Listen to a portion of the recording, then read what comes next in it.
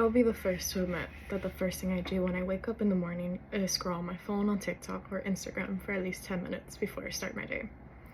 I was a preteen and an adolescent when social media had its really big boom, which isn't to say I didn't have self-esteem issues pre-social media days, but I can't negate the fact that the social media increased those already present issues. Even if you yourself have a relatively good self-esteem, you probably have a best friend or someone in your life that struggles with self-esteem, and social media might be one of the causes.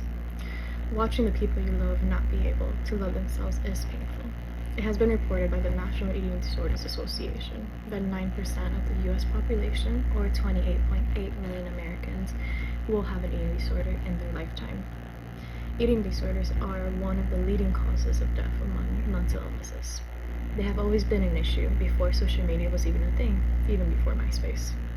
But many links have been made between the increase of social media and how it plays a part in the development of eating disorders.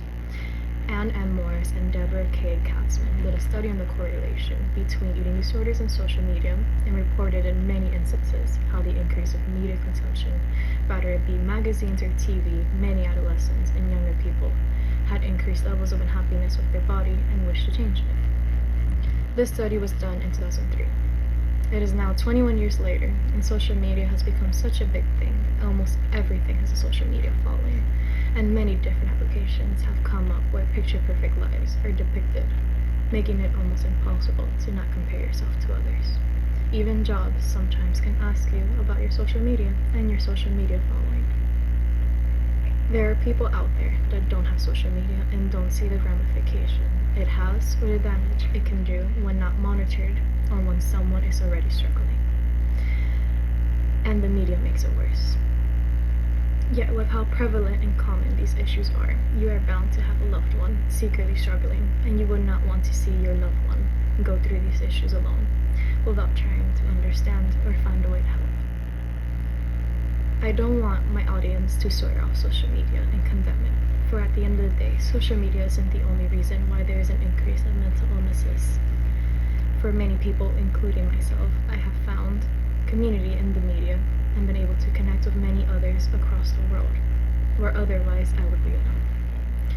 Social media is not bad, but there are measures that can be taken to prevent social media from negatively impacting you. I propose people to look out for each other, to look out for your loved ones.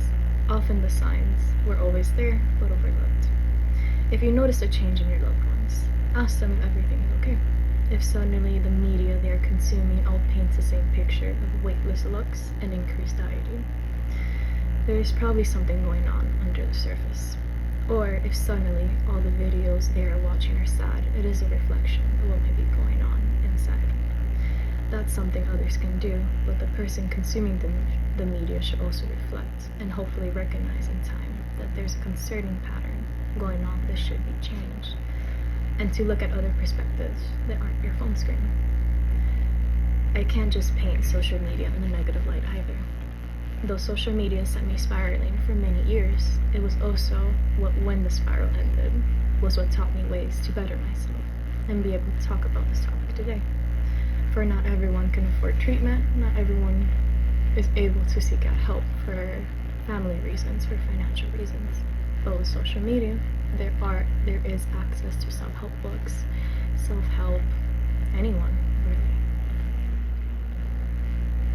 When I picture a future where our self-image is not based on the image of others, I feel free, without feeling the need to compare myself to the picture-perfect lives of influencers, or even my co-workers who I know do not have a perfect life, but social media paints it differently. Even with myself and my own social media, you would see smiling pictures, me on vacation, me enjoying life, but oftentimes there was a lot of darkness in those pictures. People wouldn't know that unless they look deeper, and I know I compare myself to others, so I know others are comparing themselves to me.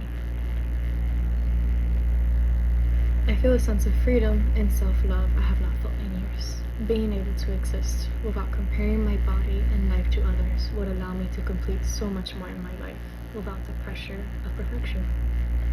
I know this is not completely realistic, because even if we monitored our views on what we are consuming digitally, the pressure to be perfect and look perfect would still be there. as eating disorders were a thing way before social media came about. But it will be one step closer to aiding those struggling with self-image and all the issues that come along with it. I believe between the positive and negative viewpoints, we can find a happy medium, which is the reality.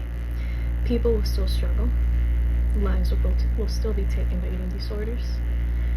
But hopefully, if we can monitor our social media, more lives can be saved from that fate.